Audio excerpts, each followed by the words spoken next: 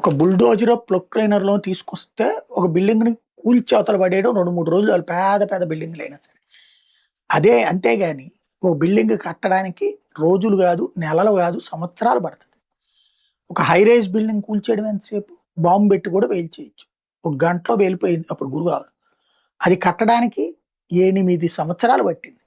అట్లాగే ఈ దేశంలో ప్రజలు ప్రశాంతంగా రకరకాల సమస్యలుంటాయి. ప్రజలేంటి ప్రపంచంలో సమస్య లేని ట్రంప్ కూడా సమస్యలుంటాయి. అంబానీకి గూడా సమస్యలుంటాయి. అదానికి గూడా సమస్యలుంటాయి. ఎవడి స్థాయిలో వాడి సమస్య ఉంటది. సమస్య లేకపోవడం అంటే చచ్చిపోయినోడితో సమానం. శవానికి గూడా సమస్యలున్నాయి. శవాన్ని తగలబెట్టాలా? పాతిపెట్టాలా? ఎక్కడ తగలబెట్టాలి? ఏ సర్టిఫికేట్ దానికి కూడా ఉంది.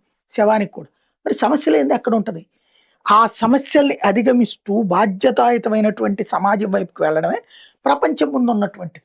భారతదేశం దాంట్లో మిగతా పోటీ ప్రపంచవ్యాప్త పోటీలను తట్టుకుని నిలబడుతుంటే బొద్దింకలొచ్చి ఆ వ్యవస్థ నాశనం చేయాలనుకుంటున్నారు. ప్రపంచంలో 4th ప్లేస్‌కి వెళ్ళినటువంటి భారత ఆర్థిక వ్యవస్థ 3rd ప్లేస్‌కి రాబోతున్న ఆర్థిక వ్యవస్థ. భారతదేశంలో ఒకప్పుడు ఉద్యోగాల కోసం వెతుక్కునేటటువంటి స్టేజ్ నుంచి కోట్లో గుమస్తా పోస్టుకి కూడా రికమెండేషన్లు చేయించుకున్న దశ నుండి ఇప్పుడు పెద్ద పెద్ద షాపింగ్ మాల్స్ బయటే బోర్డు పెట్టి మాకు మనుషులు కావాలి మొర్రో అని అడుక్కునే పరిస్థితి వచ్చింది అంటే, అలాగే ఒకప్పుడు ఏ సదుపాయం ఉన్నా సరే ఉపాధి దొరకనటువంటి రోజులు ఇవాళ స్విగ్గీలు, జొమాటోలు దగ్గర నుంచి గిగ్ వర్కర్ల ఉద్యోగాలు కుప్పలు తెప్పలు ఉన్నాయి.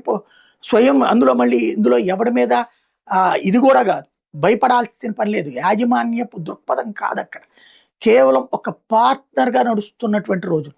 అలాగే ఓలాలు, ఉబర్‌లు లాంటి వచ్చిన తర్వాత ట్రాన్స్‌పోర్టేషన్‌లో ఉపాధి అవకాశాలకి కొదవే లేనటువంటి భారతదేశం.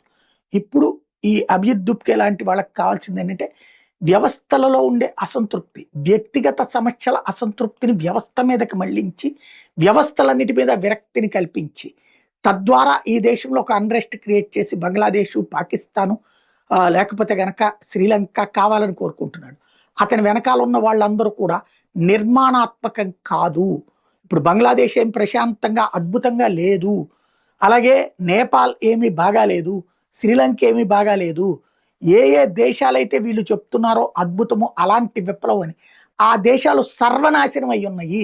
ఇంకా నాశనం పతాక స్థాయిలో అవుతున్నాయి. మనల్ని ఆ స్థితికి దిగజార్చుతామంటున్నారు. ఈ విషయంలో ప్రజలు అప్రమత్తంగా ఉండాల్సిన అవసరం ఉంది.